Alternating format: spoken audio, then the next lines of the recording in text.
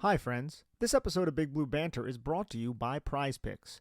Head on over to Prize Picks and use promo code BANTER, and they'll match up to $100 on a new deposit. Thank you and enjoy. Welcome back. It's the Big Blue Banter New York Giants football podcast. I'm Dan Schneier, joined by my co-host Nick Filato, who might be exploring a new career after this podcast is over. And someone cue up the 70s porn music. Yeah. Not sure if I have the equipment for that. What a stash. What a stash. I mean, people are saying the beard was growing too big and you were a caveman, Nick. Well, now you are 90s porn star, Nick. 20-year difference. Yes. Yeah. I just wanted to show everybody the differences. I like to shave my beard sometimes. I like to grow my hair out, and I thought it was time to end this era of the beard, but I'm sure it will be back in due time. Yes, it will. And today we're going to talk about a few things. So we're going to do a little primer on Giants free agency, and we're going to talk about the offense on today's podcast. But I will say this, things change fast in free agency. The news, the reports, the players who the Giants are interested in, the players who are not interested are even on the radar. So we'll probably be doing another one of these Sunday, just different type of thing, but just like kind of looking at who the Giants have actually shown some interest in, some early reports. But today we're going to talk offense, and then we're going to talk defense. Before we get into free agency, I do want to talk about some reports we've heard. I want to start with the first one, and it's that the Eagles have interest in signing Saquon Barkley, and apparently, according to a source, the interest is mutual. So this one was interesting to me. I want to hear your take on it first, though. My take on it is I understand. Saquon Barkley wants to go and win. Saquon Barkley hasn't won anything. Saquon Barkley played college football in the state of Pennsylvania. The one thing that kills me is I just feel, and this is all business, but I just feel like Saquon Barkley is a New York Giant, right? And even though he's going to leave possibly, he would still have that. And if you join the Eagles, that's like going to the dark side. Like there's no coming back from that. Like the New York Giants, they're not going to a lot of New York Giant fans already don't hold Saquon Barkley in high esteem, in high regard, because all the Giants have done since he arrived here in 2018 is essentially lose other than the 2022 season, right? If he goes to the Eagles, though, Dan, my God, that's going to leave such a bad taste in a lot of people's mouths. But from what I say is, dude, do you get the best deal and do whatever's best for you, Saquon Barkley? You're a professional football player, and you shouldn't have to worry about that outside noise. Yeah, I wouldn't blame him at all, especially because you'd be joining a team on a really good offense with a really good offensive line for the first time in your career. And God, quarterback it'd be great for the Eagles too. Two outside weapons. So like, I don't blame him at all. It wouldn't leave a poor taste in my mouth. I also, I guess I don't hold him in the same regard as some people do. It's just, this is like, I don't really hold anyone from this Giants era in any kind of regard the last 5 years. I'll hold Andrew Thomas in that regard in 5 years from now. I hope we're not still doing this in 5 years where every single season you're out by October and you're grinding out these meaningless wins. And you never get the quarterback or whatever it may be. Like, I'll still, I assume, potentially have the chance to hold Andrew Thomas and Dex in that regard. But ultimately speaking, if the Giants just continue to lose and become like the Giants right now are a Jets type team.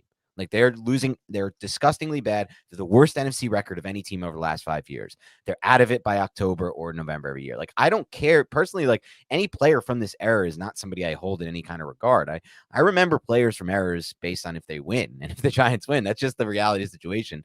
Now, as for the report, Nick, I will consider myself highly, highly skeptical of this report. I think this is the perfect time of year where agents are leaking things on purpose to drive value and interest for their players. I'll give you an example.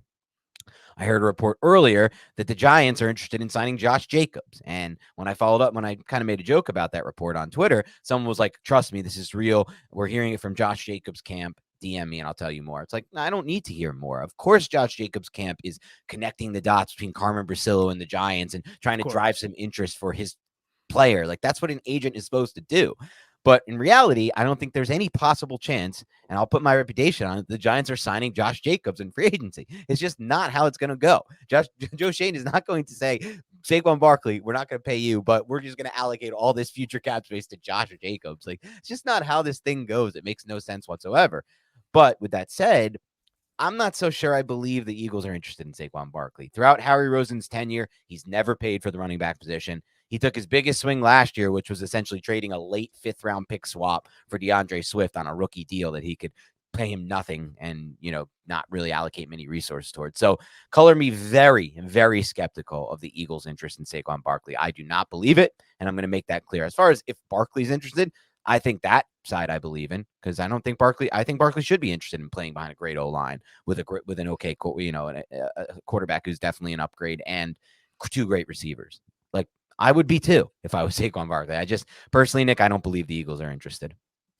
Yeah, it's hard for me to say. I have no idea what's going on inside the Eagles building. The Eagles haven't traditionally invested big in the running back position. They traded peanuts for DeAndre Swift. And I mean, you can have your opinions on that. DeAndre Swift is not the running back, though, that Saquon Barkley is. And I think Saquon Barkley would significantly help Jalen Hurts, AJ Brown, Devonta Smith, and it would piss off New York Giant fans. And there might be an element of that to it, too. Maybe. I would doubt that Roseman operates in that regard, but it's possible. It's a tongue-in-cheek comment I just made. No, I know it would, but there would be some element for the Giants fans, so I get it.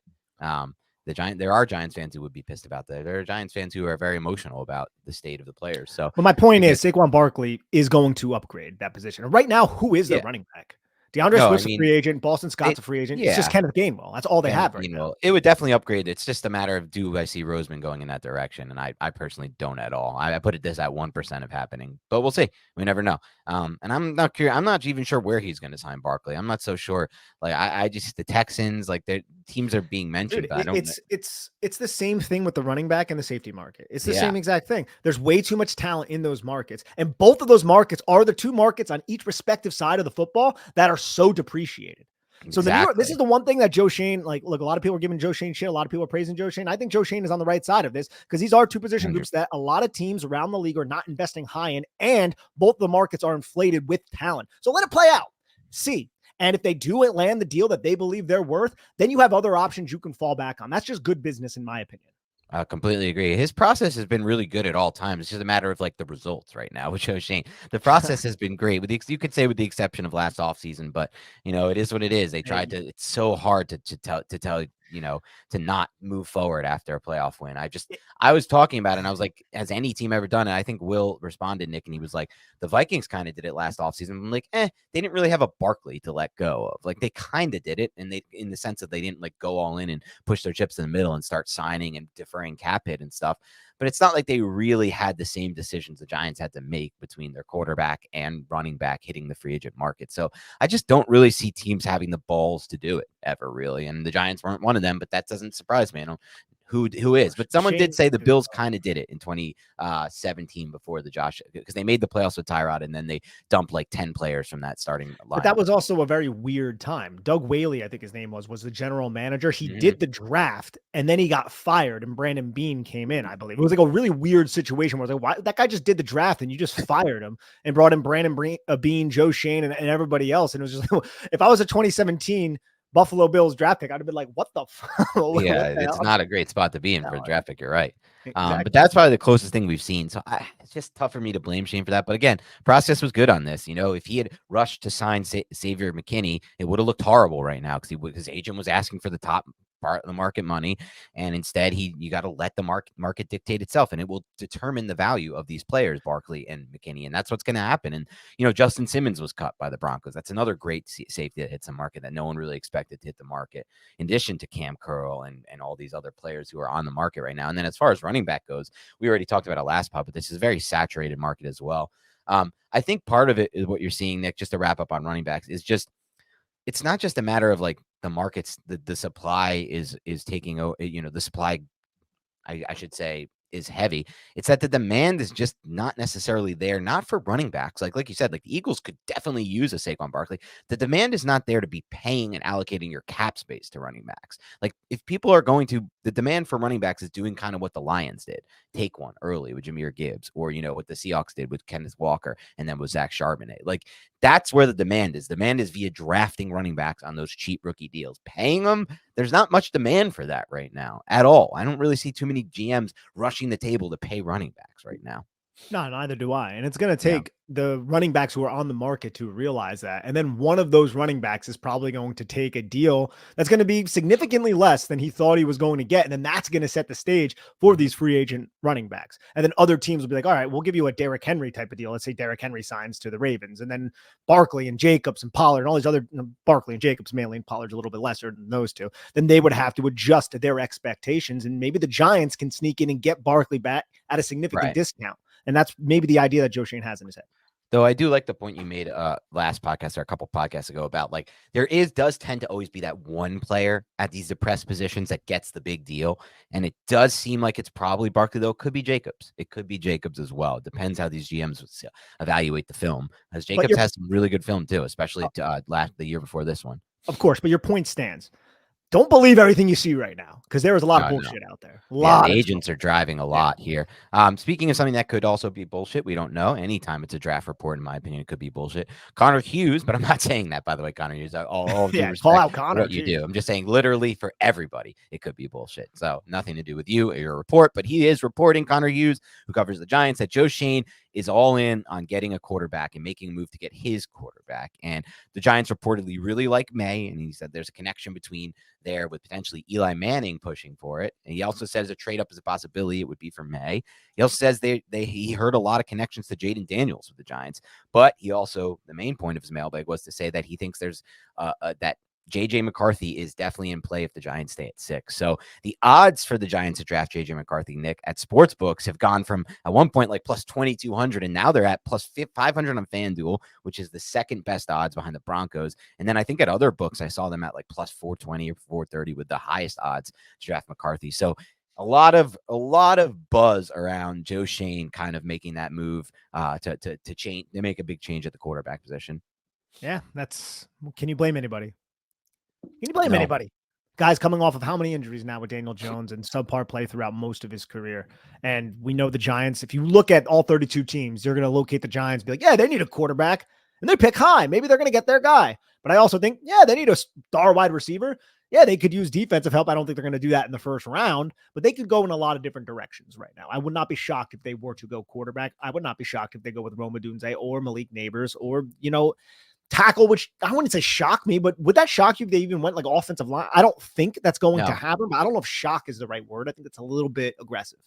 I think Joe Alt is such a damn good prospect that it wouldn't shock me. It wouldn't. And there are problems with Alt. Like Alt, he's not like the Mauler type, but I don't really care about that. Like it just doesn't the thing matter is, dude. So I think he has Mauler qualities as a run blocker. It's like the punch and pass protection. He's a kind of a passive pass protector, right? But when you watch him as a run blocker, dude, he will drive through your freaking face. He will get you on the ground, keep his legs churning, and then when the whistle blows, get up and just stare you down. Like I love that kind of chip on the shoulder. I mean, JMS had that at Minnesota. I just need to see a little bit more of it at the next level.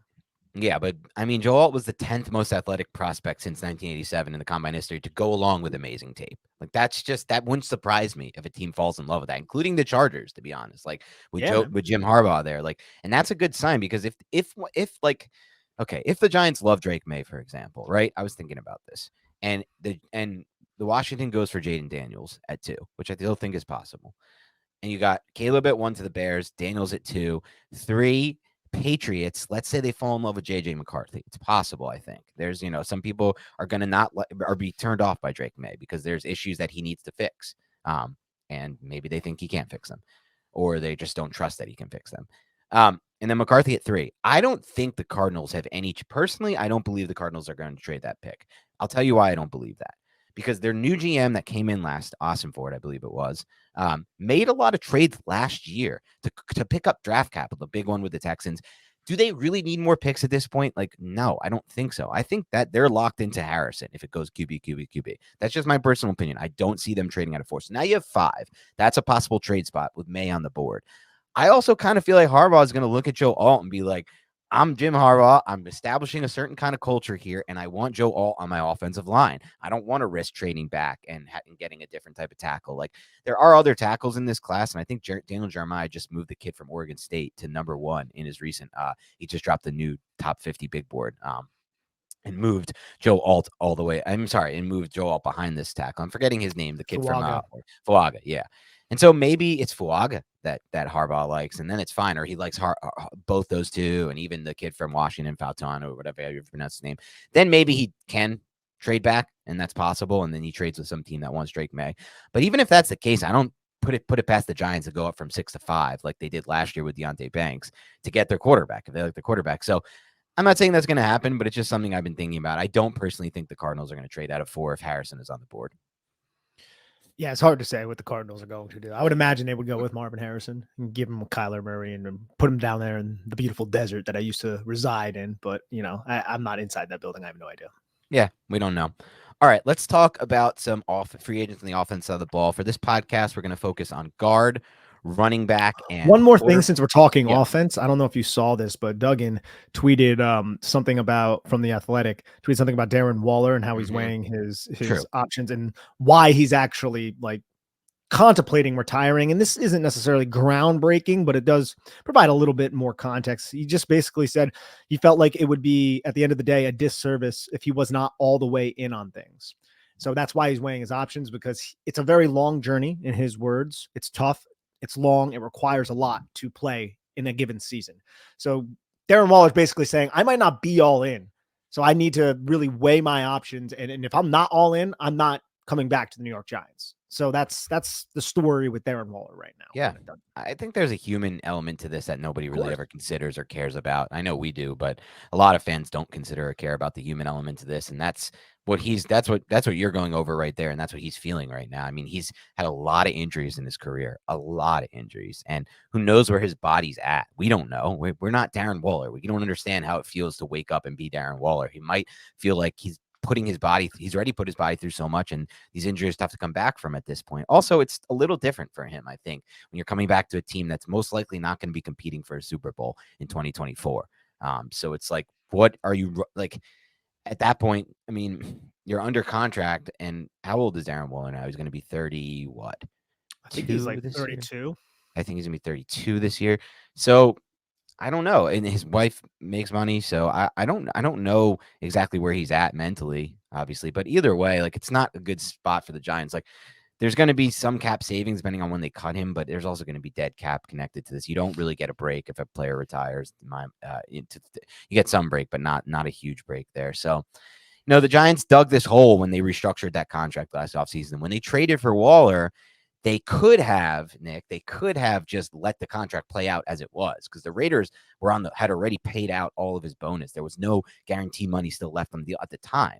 But obviously, they wanted to make the move for Ashawn Robinson and players like that. And so it required them to create cap space. And to create cap space, you have to restructure your cap situation, because they were in such a bad cap spot to begin with. So it's a little messy right now. They have a lot of dead cap still with players that probably aren't part of their future, with Darren Waller and Daniel Jones and a few others that I'm probably not I'm blanking on right now. But it's a tough spot for the Giants. We'll see what Waller ultimately decides. Yeah, let's move on to some of these free agents on the offensive side of the football. So yeah, I think we should start with the interior offensive line. No. Yeah. I was going to say the focus for today is going to be, and again, a lot will change, and we'll do another one Sunday and kind of update things. But the focus for today is going to be guard, running back, quarterback. Obviously, this is a pretty depressed tight end market. We would love the Giants to get a tight end like Bellinger to add to the mix, but I think that's going to come via the draft. As far as receiver goes, personally, Nick, I don't know how you feel, but I don't really want the Giants to sign a single free agent wide receiver. That's where I'm at with the situation. I like Hodgins more than most. I like Slayton more than most, and I don't want to cut him. And I'm good with just young talent. In addition to that, they're going to get one in the draft. They have two young players already with Wandale and Hyatt. To me, that's where I'm at wide receiver. Those four, and then add talent throughout the draft and maybe back end free agency potentially, but not even then. I don't love it. Then tackle is an interesting one, Nick. I am curious with the limited cap space if Joe Schoen's going to sign a swing tackle for a decent contract, because it's very hard to get a swing tackle. And if you're going to, you're probably gonna have to pay up for one. And then it's a matter of you're paying for a backup position player.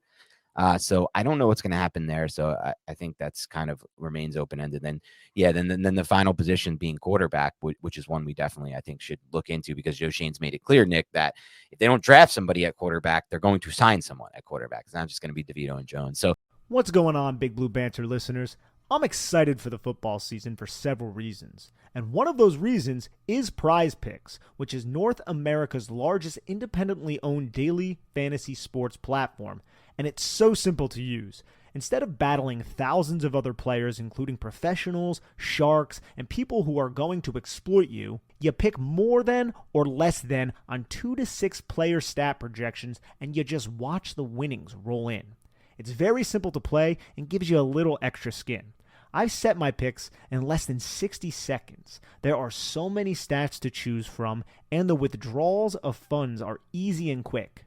Dan and I will be adding a segment to our show before every game where we pick our favorite stats, more or less yards or touchdowns, what have you, and we'll be discussing why from a scheme, matchup, and game theory perspective. I love their promotions and how easy their interface is to operate at Prize Picks. I may select more on tackles for a loss from Bobby Okereke or Kayvon Thibodeau next game. They also do other sports as well. It's a really cool experience. Please join Dan and I in the fun of Prize Picks. Go to prizepicks.com/banter and use code BANTER for a first deposit match up to $100. Again, go to prizepicks.com/banter and use code BANTER for a first deposit match up to $100. You will not regret it. Oh, my friends, you know what time it is. You're hungry, you're starving, and you desperately need pizza. You should get the best pizza on the market, and that is, of course, Little Caesars. Make Little Caesars the official pizza sponsor of the NFL part of your game day. Order online during the Pizza pregame all day on NFL game days and even on Pro Bowl Sunday, and get ready for some football fun and cheesy, delicious pizza. Choose your favorite Little Caesars pizza or pick the toppings you crave. Either way, you win. And speaking of winning, everyone scores with convenient delivery or our in-store pizza portal pickup. So grab some friends and enjoy a few slices during the game. Like you said, let's start with the interior offensive line and go over some players that have caught your attention that could be on the radar for the Giants. Onwenu, that's the guy that I think Joe Schoen might target as like that's the ceiling addition at the interior offensive line, and I think it's gonna cost more than like the Mark Lewinsky deal. It's gonna be a bigger type of deal. This guy has a lot of leverage right now. I'm not certain if he's gonna reset the guard market or not. But that's the name I think we should start with because he's been rock solid for the New England Patriots, a bad offense for quite a while. Yeah, it's an interesting thought because I think he is in a lot of ways going to reset the guard market. Maybe not. Okay, I shouldn't say reset the guard market, but get top of the line guard money. And the reason I think that is just supply and demand, as we discussed earlier with the safety and running back position. At this point in time, guard has changed in the mind of NFL GMs, and I think rightfully so. I think they're kind of always behind the times a little bit with when it came to the interior offensive line valuing it. But at this stage, too many teams have seen their seasons be derailed by offensive lines. And at this point, they're willing to pay up. And we've seen that in the past few off seasons, a lot of big deals on the interior offensive line, Joe Thuney and several others that have been made. And this is the one, like this is the guy to get, in my opinion. And I think it's everyone's opinion. It's so defined to the point where he's going to get a big deal. So it just becomes a situation, Nick, where do the Giants view themselves as a team that can't afford to allocate a lot of cap space to the guard position right now? B, if that's the case, they view themselves as a team that can afford to get into a bidding war because that's what's going to be. Like when the Giants signed Olivier Vernon a few years ago, I don't know if you remember that, Nick, that more than a few years ago at this point, there was a bidding war. They were locked in a bidding war, and ultimately they won because they paid the most and they offered the most. And that was despite them, him having to decide like, okay, you're going to have to offer me a little more because I don't have to pay state tax down here in Florida, and I got to pay a massive state tax up there in New York. And that was a big thing, which also, by the way, is BS for the Giants players. They should have to pay New Jersey tax. I think it's totally crap that they have to pay New York tax. And I believe that's the case because they don't, like East Rutherford, like it just doesn't make any sense. Even the facility is in New Jersey. It's all in New Jersey. But yeah, so I would view this as very unlikely that the Giants would sign Onwenu. I don't know if that's where you stand on it. A little background on Onwenu, and I wouldn't say very unlikely. I think it is unlikely just because I think there's going to be other teams who are going to probably be in a position to pay him and offer him a little bit more. But the reason why I would love to add this player, not just he's an effective football player in general, he's 26 years old, 6'3", 350 pounds, Mauler type of body frame, right? He's also somebody who plays right tackle. He played over 600 snaps at right tackle last year. He surrendered 23 pressures, which was 9 more than any other year that he's ever been a professional athlete. And that's a lot of the reason why, at least me surmising this, is that he was playing a lot of right tackle. He has over 1,500 snaps at right tackle and over 1,400 snaps at right guard, and then over 400 snaps at left guard. So he kind of fills a lot of different buckets that the New York Giants need to fill right now, because he can be your starting guard. But if something happens to Evan Neal, or if Evan Neal doesn't develop, you have now somebody that you can plug in at right tackle. Because, yeah, right tackle might have been a little bit worse tape. I haven't reviewed the tape just going off of these stupid PFF stats. But if that is the case, it's still substantially better than Evan Neal.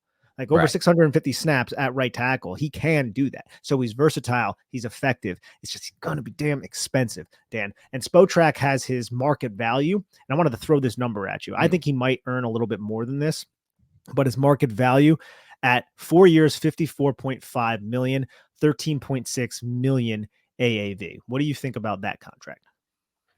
I think that's probably in line. But I mean, I'm not sure if that's been adjusted to the new salary cap by them, but I'm sure it probably has, but I'm not positive.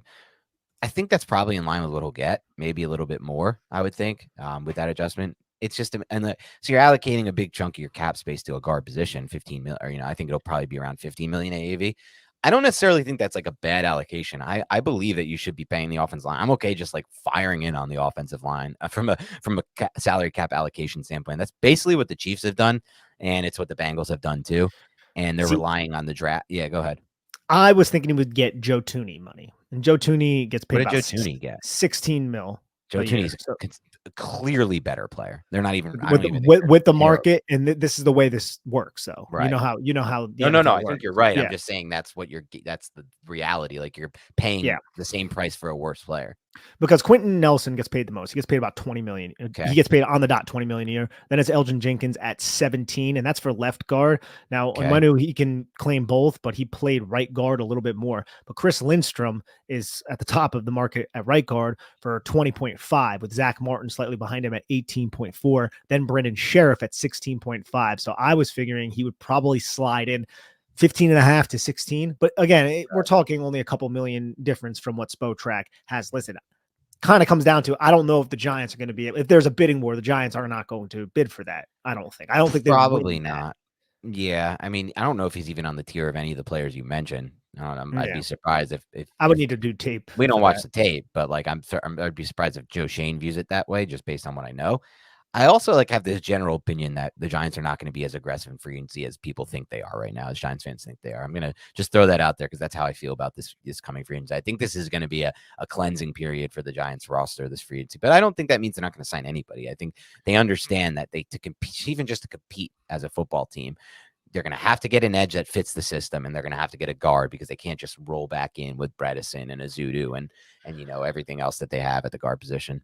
And that brings me to Jermaine Illuminor of the Las Vegas Raiders. Easy connection because Carmen Brasillo, his former offensive line coach, is now the offensive line coach of the New York Giants. But this is also somebody, he's not nearly as talented as Onwenu, from my understanding, but he is a player who filled in, who was competent, and who has played a lot of snaps at a lot of different positions. And I still think Joe Schoen and Brian Daboll value the versatility. I don't think that was just a Bobby Johnson thing. And I know it didn't necessarily work out for the New York Giants, but you're going to get Jermaine Illuminor at a fraction of the price. And he's a 29-year-old, 6'4", 330-pound, longtime Raider. 3 years with the Raiders, was with the Patriots before that, and then was with Baltimore before that. So that's a player that I would keep on my radar if I'm a Giant fan, because he is somebody I think that they may really poke around and see if he would come aboard. Yeah, I could see that too. He signed a $3 million 1-year deal last year with the Raiders. Obviously, the connection there is to Carmen Brasillo. I think on the positive side, he's posted back-to-back seasons. He's posted pressure rates allowed of under 5%, which is really good. According to Pro Football Focus, I haven't watched the tape on him. He does better handling speed to power rushers, not as good with those edge bendy types. But, today's NFL, there's really, in my mind, there's not that many of these like consistent edge bending type of guys that are on the field a lot. Like some of these guys are like situational pass rushers that can do that. I'm thinking of the kid from Denver who I liked in the draft, Benito from Oklahoma. So I'd be interested. Obviously, there's the connection to Brasillo, like we mentioned. It really just depends how they feel about that. And you'd get him for a cheaper price there. And like you said, it's kind of like a Onwenu light type of signing there. And that's why I'm mainly bringing his name up. There's also Greg Van Roten, who you're going to get Yes. even at a more fraction of a price than Illuminor because he's 34 years old and he too has that experience with Carmen Brasil. Like that's something that can't be understated, Dan. And I know a lot of people roll their eyes at it sometimes, but this is a relationship league, right? Like it's Yep. just like any other thing. When you build relationships in it, you get comfortable with those players, and there's positives and negatives, pros and cons to that fact. But if Priscilla's like, I want a Luminor here, and Joe Schoen says, and the pro scouting department say this guy is capable and competent enough, they're probably going to pursue him. And a Luminor, if he likes Carmen Brasillo, has a little bit of an incentive Right. to reunite with his former coach. Yeah, you're right. And I think part of it is not just like the relation. That is a great part of it. The relationship, then they know how they are, what their work ethic is, what they are on and off field. But part of it is also like, as we saw with Bobby Johnson, every new O-line coach that comes in is going to bring a different style of teaching the offensive line to his offensive line. And if you already have a guy that comes in like Van Roten, if they sign him, or if you, or, any of these Raiders players, because there's also another player who I'm intrigued by. I'm forgetting his name now. As a sleeper, potentially, it would have to be conversion. Yeah, Andre James, who played center for them. Like, if they believe he could potentially play guard, that would be something that Priscilla would do, or Illuminar, any of those three. But what's coming with you is also a player who knows exactly what you're teaching and has already practiced what you're teaching. So he kind of comes in with an upper hand. I always talk about that with the quarterbacks and the receivers and the rapport, which I think is very important. But it's similar for an offensive line. And now that hasn't always worked, right? Like Lewinsky, they tried to do that. That didn't work. Feliciano, they brought in, who somehow was better with the 49ers than he was with this offensive line coach, Bobby Johnson. So there's obviously extenuating factors to it, but it's something that's worth noting. Like, I think those players will have that. But I want to get to another player on I this would market. say one Yeah, thing go about ahead. Andre James. I don't think the Giants are going to like. I think that's a He's probably possible too small. starting Yeah. center. No, I I think think he's just think he's kind a of just an only center. Yeah. yeah. He's only played center, and I think he Unfortunately. probably is one of the guys who could find a starting. Like there's no That path too. to start, on the Giants with JMS there unless he gets Not hurt. at center. Yeah. It would just be if they felt like he could convert to guard, but it doesn't seem like that's the case. And another player who I would say is at the top of the market, if they're not going to splurge for Onwenu, who they could then splurge for in a similar regard, but probably would be cheaper, would be Robert Hunt. And I know Robert Hunt's a player that people have mentioned a lot. A lot of people were surprised that the Dolphins didn't re-sign Robert Hunt. He's 6'6", 335. He started off at tackle, so he's another guy with experience at tackle. And I think he played both right and left tackle as a rookie, but he's really changed his career and changed kind of the trajectory of his career at right guard. Now, he's obviously, made himself a nice fit in the Mike McDaniel's outside zone blocking scheme.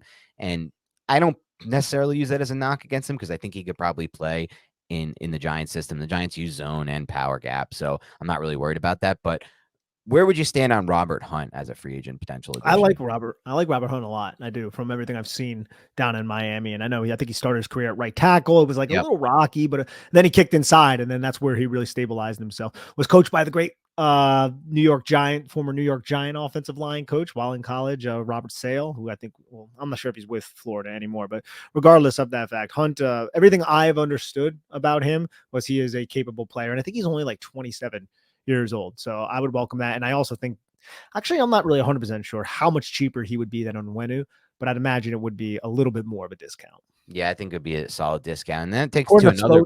Spotrac, it's 11.8 million is what they That's the project. projected for Hunt. Yes. Okay.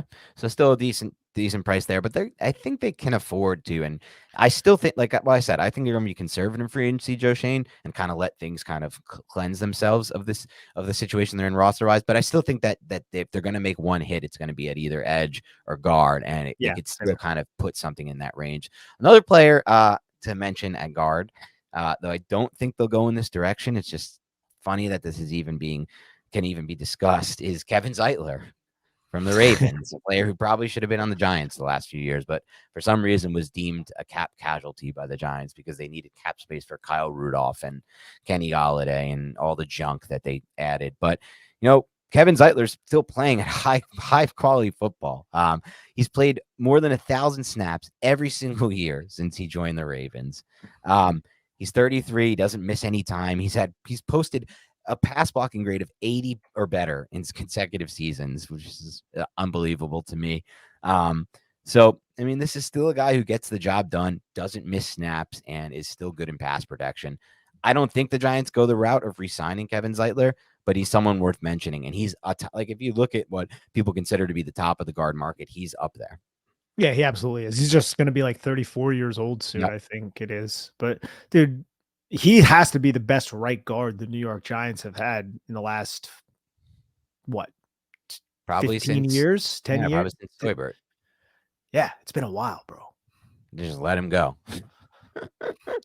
Just crazy stuff. As a cap casualty, but I doubt he'll be. But Connor Williams is an interesting one. Formerly the Cowboys, then kind of restarted his career with the Dolphins there. I think the problem is that he's more of like he's just much better at center. So I know he's played guard before, but I don't know necessarily if that's going to be the case. And he tore his ACL in week 14. So that's going to obviously like change the trajectory of his free agency. To me, he's probably one of those guys that we end up seeing signing in like late April with some team. I wouldn't really put him in the mix for the Giants personally. No, I won't either. But I remember he used to struggle against. I think it was Dalvin Tomlinson. Maybe Dalvin Yeah, Tomlinson was Allen so Thompson damn good. killed him. Oh God, man! I used to love watching like 2020 Dalvin Tomlinson just tossing dudes around. It's Jason Kelsey. That's the one guy Jason Kelsey really struggled with was Dalvin Tomlinson. Not even really as much Dexter Lawrence, but Dalvin. Yeah, that wrestler, bro. That wrestling leverage, dude, goes a long way. Yep. Then there's a few other names that I want to talk about. One that could potentially play right tackle, but I'm curious if they could potentially convert him to guard. These are just big names. Jonah Williams with the Bengals. It looks like he's going to hit free agency. Interesting player. Like I feel like he had the hype coming out of Alabama, has never really lived up to it, but he's been pretty solid, especially in pass pro at right tackle when he's going to give him the opportunity.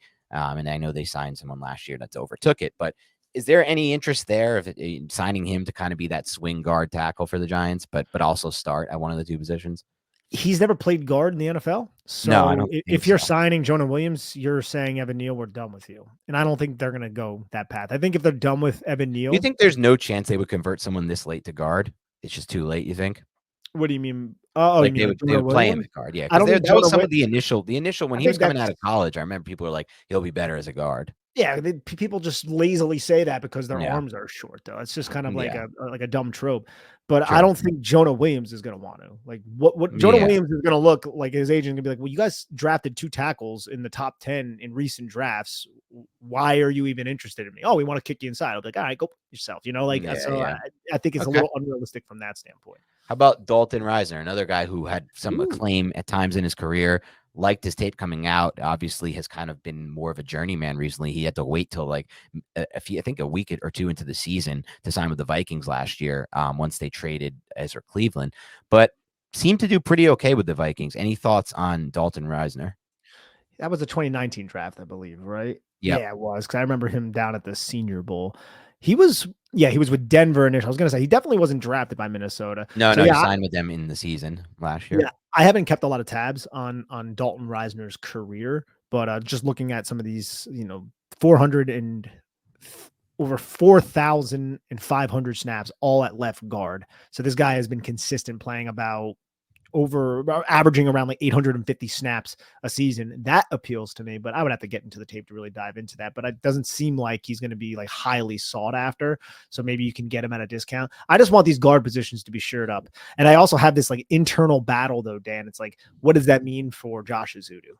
Because I think that, and I know we talked about this recently, but we can't, as Giant fans, and the Giants shouldn't approach it necessarily in that manner, but I don't want this kid's talent to just get absolutely wasted because he was put into a bunch of crappy positions. But you also got to have that contingency plan in place because he hasn't necessarily proven to be a starting worthy offensive lineman yet in the league. Right. And we've made the mistake in the past of, doing the opposite of that. Like, oh, Matt Parrott, we don't want to draft over him. We just don't want to take terrible idea. Yeah. Yeah. And I think it's a good lesson for us to learn as fans and as, analysts following this team.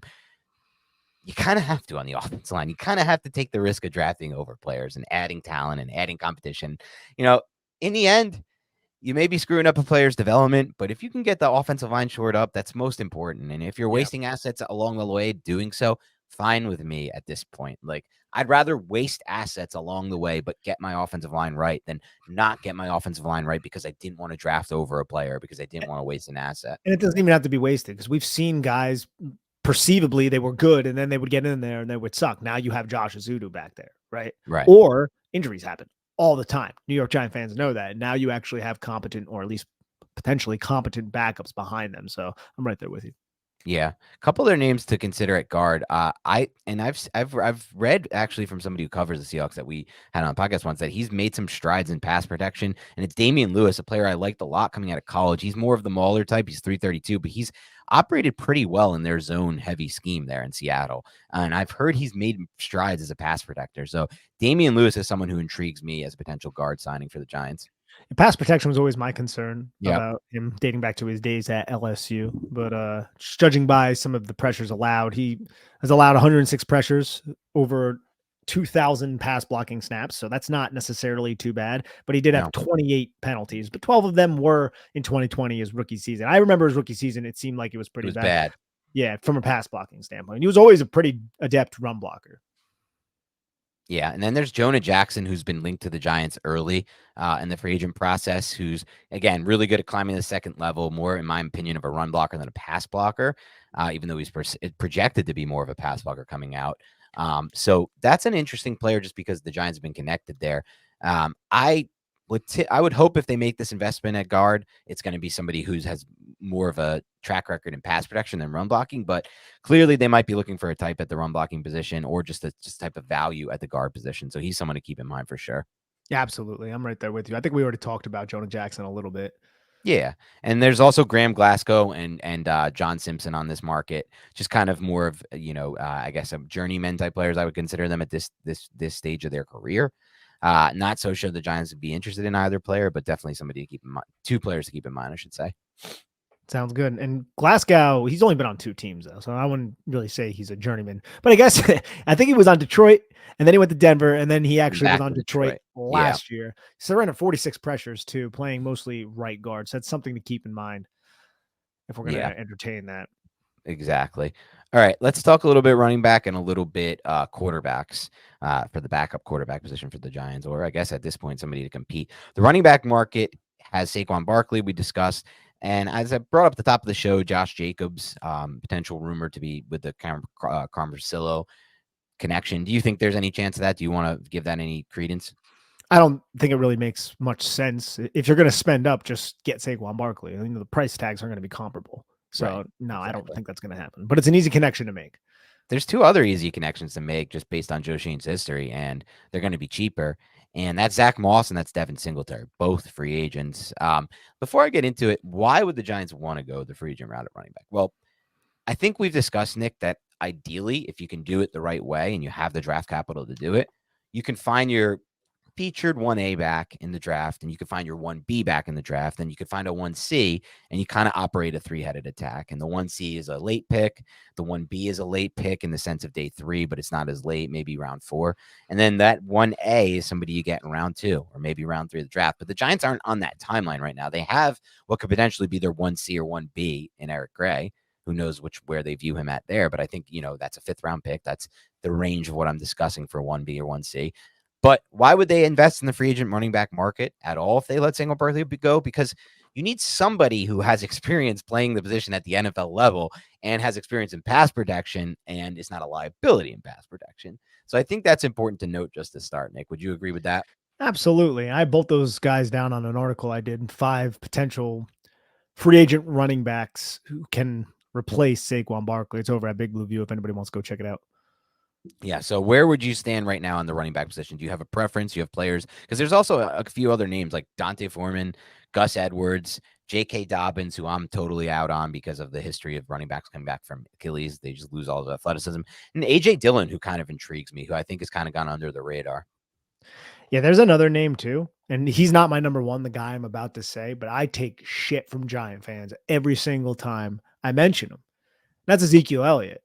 Oh, yeah. And primarily because if you go the young quarterback, and even if you don't, even if it is Daniel Jones, you need someone who can pass protect. Yeah. And Zeke has been one of the best pass protecting backs. He's just been wildly inefficient the last 2 years. I think he averaged like 3.7 yards per carry his final year in Dallas. Last year, he averaged 3.6 yards per carry. But what impressed a lot of Patriots fans was his effectiveness just in the passing game. Because yes, he's a good pass blocker, but he was also a pretty damn good receiver. And the offense at the end of the year, after Ramondre Stevenson got hurt against the Giants, their offense ran through Ezekiel Elliott, which is disgusting. But we're not bringing Ezekiel Elliott in here to be, this is our long term. No, this is somebody to come in a stopgap essentially at the running back position who can help the young guys if we do decide to draft a day 3 pick to pair with Eric Gray and then Ezekiel. So I don't hate that if it happens, even though it's disgusting and it's gross. But that's not my number one. Look, with Saquon Barkley, Derrick Henry, Austin Eckler, and all these guys who possibly could be the top of the market and could earn the best contract, I look at the second tier of the Devin Singletaries. They might be had at a discount. I think Spotrac has them at like 5.3 million AAV. I don't think that's going to happen, man. I think it's going to be maybe less than that. I could be wrong because Singletary was pretty damn good this past season. But if you look at Singletary's stats, he has a little bit of a fumbling issue. But if you look at his stats in both as a pass catcher and a rusher, dude, he's not that bad. He really wasn't. And he did pretty damn well in Brian Daboll's system. So Devin Singletary might be the number one guy that I'm thinking of, but it all is going to come down to the economics of the situation.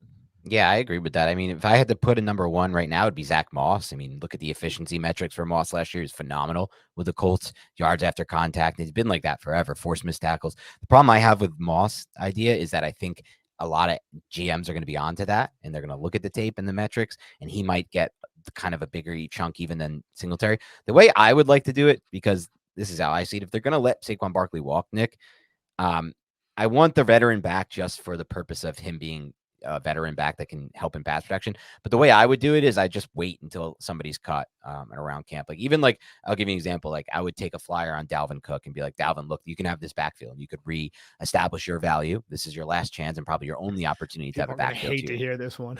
Yeah, this one actually might be my favorite one because Dalvin Cook, to me, like I know people be like, oh, he's done.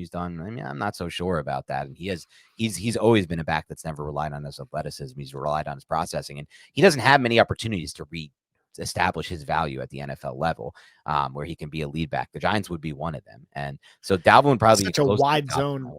Such a wide that's zone. The problem. That's the only issue, that the fit from a schematic standpoint, from a run blocking fit. But I do like Dalvin. I think he's kind of intrigued. But it's not even just Dalvin. Like I would just wait until the end here, until April when guys are cut, or even deeper, and then just sign someone to just basically be your pass protector guy and your guy you can trust on third downs. What about Gus Bus? Yeah, I mean, like I'm fine with Gus Edwards at a cheap price, I guess, but not very intriguing to me. Yeah, just cheap price, just a downhill runner, somebody who wasn't really used as a receiver, but when he was tasked to catch the football, he did. Like, it's not all that exciting. But if you're going to run power gap, like if that's what Dable wants to do and Carmen Brasillo wants to do, Gus Edwards really fits that. Hits the hole very hard, can pass protect. What is he, like 230 plus pounds? So he's a big dude as well, and he's really good near the goal line. So I don't hate it, but again, all going to come down to economics. Let's wrap up with a quick discussion on quarterbacks here, Nick. So I think at first I was kind of very into the idea of the Giants are definitely going to sign one of these free agents. But as we're starting to get close to the draft, I'm starting to think the Giants are just locked in on quarterback in this draft. Even that may mean JJ McCarthy at 6. And now I'm not totally sold on the idea because it kind of depends on the Drake May situation and where the teams view him. And if he does fall at all, or if there's an opportunity to trade up at all for the Giants, and if there's not. But let's say there's not, and let's say the Giants aren't in on McCarthy, or let's say there's not, and let's say the price for McCarthy is you have to trade up to 4, and the Giants aren't willing to pay that price. So they just locked out a quarterback in this class. And this would also mean they don't view Penix in that regard, and Nix and some of those other quarterbacks. Free agents that are out there at quarterback: Ryan Tannehill, Tyrod Taylor, Jameis Winston, Gardner Minshew, Jacoby Brissett, Sam Darnold, Drew Lock. Those are the 7 that I want to talk about. For me, the ones that I'm most intrigued by are Tyrod Taylor, re-signing him. And I think the only reason I wouldn't want to bring back Tyrod is because of the injuries and the injury history. But I liked watching Tyrod football at the end of the season. Oh, yeah. We got a 70-yard bomb to Slayton and then a 65-yard bomb to Slayton in the last 2 games. They were competitive against the Rams, who were a playoff team, fighting for the seeding and fighting at that time for something very important. They almost won that game, and in a lot of ways should have won that game. Then they beat the Eagles, who weren't good at the end of the season. But Tyrod played, in my mind, good in both those games. But the other one that intrigues me, the other two I should say that intrigue me are Jameis Winston, because I'd like to see a vertical thrower in Brian Dable's system, And then Jacoby Brissett, who actually had a really good week 16 before his injury with the Washington when they were going to turn the offense over to him and bench Howell, and then he got hurt. I think he was like 10 of 14 for like 140 and a touchdown. It's kind of been good everywhere he's gone, or at least solid everywhere he's gone. Outplayed Deshaun Watson 2 years before that in Cleveland when Watson came back at the end of the year. Not afraid to let it rip either. Not afraid to let it rip either and throw into those windows. So someone who could then fit what Brian Dable's looking for is a more explosive, vertically oriented thrower. So I would say those are the three that really stand out the most to me. Where do you stand on that? I would say Jacoby Brissett. I like the fact that you brought him up. I'm going to exclude Tyrod from this. I do like the idea of bringing Tyrod Taylor back, though. So I'm going to say Jacoby Brissett, Sam Darnold, because of his youth and the fact that he was with Kyle Shanahan. And I do believe that Brian Dable is a quarterback whisperer as well. And then my third guy, if I had to choose, look, I don't hate the idea of Jameis Winston, but I think I might go with Gardner Minshew, 27 years old, but he doesn't have the biggest arm. Physically, he's not all that impressive. Maybe it's just I want some Minshew mania in a year that's probably going to be a lost season, and it's going to be really tough for us to cover as people who, follow and cover the New York Giants. And I think Minshew would alleviate some of that burden. Yeah, and that's, it's not necessarily going to be a lost year. We'll see what they do at quarterback. If they draft someone, even in the second or third round. But I'm under the assumption that they're not, if they don't draft somebody, then they sign this guy or it's Daniel Jones. Right. Yeah. And this is that scenario, which is also an interesting one if they don't draft someone, because you have to just always factor in that Daniel Jones injury guarantee and how that's going to impact if the Giants want to play him for the remainder of the 2024 season. At some point, they have to make a tough decision there, because you just can't look at what the Broncos did with Ross and what the Raiders did with Carr. You just simply can't risk that injury guarantee kicking in. It's too much. It's just a really bad way to go about things as a GM. And I know their Giants are not, going to take that risk. There's just Joe Schoen's not going to take that risk. Nor should he. But we'll see what happens there. All right, this is our preview, just going over some names, free agency. Obviously, things will change and Giants' interest in players will change, and we're just going to cover it as it goes. So once the Giants start to make these signings and the rumors come in, that's when we'll get on here and we'll start to talk about these players more at depth. And that's when we'll start to watch the tape. Doesn't really make too much sense for us to watch tape of every single free agent, nor do we have the time to do that. So we decided not to do that. Once they have interest and sign a player, that's when you have the time to do the work on them. So keep it locked and loaded. These are just some names to keep in mind, and we'll have one on the defense as well. So have a good rest of your week, and we'll talk to you soon.